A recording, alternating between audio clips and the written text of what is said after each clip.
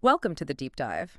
Today, we're digging into a really compelling piece of source material you've provided us. It's this dramatic voiceover script, and it details day 4 of the war that set the Middle East ablaze. Hmm.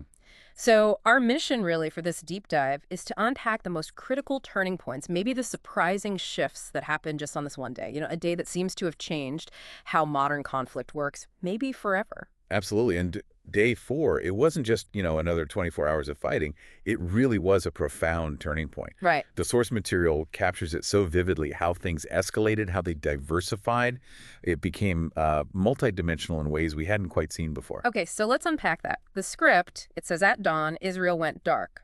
But interestingly, not from bombs. It was code, a Yeah. massive cyber attack. Sure. Exactly. A widespread network penetration, crippled critical systems. And the script highlights this silent, invisible nature of it. Can you imagine waking up to that? Just Mhm. digital darkness everywhere. It's quite something. And one of the really striking things about day 4 is just how fast critical civilian infrastructure became the main target. Yeah. We're talking, sophisticated attacks, probably state-sponsored malware. It hit operational technology systems. So, like, the actual physical control? Precisely. Power grids in the north just crippled, banking systems frozen, ATMs useless, the Tel Aviv Stock Exchange just stopped. And really chillingly, near-miss attempts to poison water plants in Haifa. Wow. So this isn't just about disruption anymore. It feels like an attempt to cause societal collapse using digital tools. It really blurs those traditional lines, and raises huge questions about ethics in digital warfare. But that digital battlefield, it didn't stay one-sided for long, did it? Yeah. Just as Israel was dealing with that digital darkness, there was a response, a really swift one. Yes, a pulse of retaliation, as the source puts it. Israel hit back fast through cyberspace, too. The script mentions Tehran's metro system grinding to a halt. Government websites going black. And maybe the most dramatic bit, state TV supposedly hijacked, displaying a message. This is just the beginning. Yeah. So what was the actual strategic impact of hitting back so publicly, so fast? Did it deter anything, or did it just pour fuel on the fire? Well, that's the million-dollar question, isn't it? This rapid tit-for-tat, it basically opened up entirely new front lines. Code became just as powerful as, traditional weapons. Right. And beyond the immediate chaos, the day 4 cyber stuff, it set this terrifying precedent. Conflict now aimed right at the fabric of civilian life, not just military stuff. So cyber moved out of the shadows. Completely. Bang on to center stage. Yeah. Impacting daily life directly.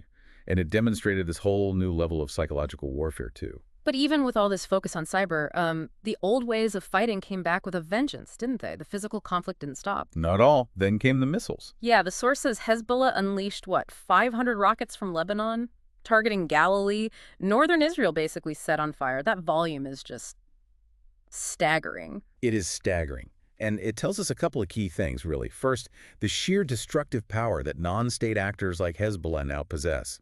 They turned northern Israel into a war zone, basically overnight. Expanding the conflict way beyond just state versus state. Exactly. And second, it forced Israel to fight on multiple fronts at the same time, stretching its defenses incredibly thin. It shows how fast a sort of localized conflict can pull in these heavily armed proxy forces, makes de-escalation way, way harder. And then Israel hit back, but from a different direction, from the sea. Yes. The source mentions submarine strikes on Iran's Bandar Abbas naval base. Crippling their navy, it says. So now we've got air, cyber, land, and sea. It's truly multidimensional. This naval engagement, it just further underlines how modern conflicts span every single domain, all at once. The traditional idea of a single battlefield seems almost quaint now. It's becoming obsolete, yeah. Modern war isn't contained. It's this dynamic, interconnected struggle across every possible vector. It demands a whole new way of thinking about defense and offense, too. But amidst all this escalation, land, sea, cyber, there was still an attempt at diplomacy. The source says diplomats were pleading in Geneva. There was an attempt, yes. But it failed. Quickly. Russia and China vetoed efforts. Talks collapsed almost immediately. Why did those diplomatic options just evaporate so fast? Well, it's not just about the, the usual geopolitical divides, though that's part of it. It points to this dangerous new reality where the fog of war seems to extend right into the negotiating room. Meaning the speed of escalation now just outpaces diplomacy. Once those first shots are fired, digital or physical, the momentum can become almost unstoppable. De-escalation becomes nearly impossible without some huge shift in the underlying power dynamics. The off-ramps close too quickly. And meanwhile, the human costs just kept climbing. The script mentions 68 Israelis killed, 120 Iranian and proxy fighters dead. Terrible number. And Lebanon caught in the middle. It's just a stark reminder, isn't it? It really is. Yeah. And beyond just the numbers, you have to think about the psychological toll.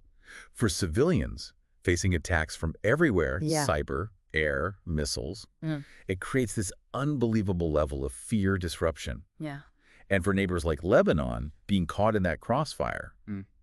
it shows how these multidimensional wars inevitably spill over, Yeah. causing collateral damage far beyond the main fighters. They get forced into these impossible situations. And the ripple effects kept spreading. The source describes the whole region as a powder keg. Saudi Arabia, Jordan on high alert, the U.S. sending more warships. Mm-hmm. And Yemen's Houthis apparently preparing to jump in.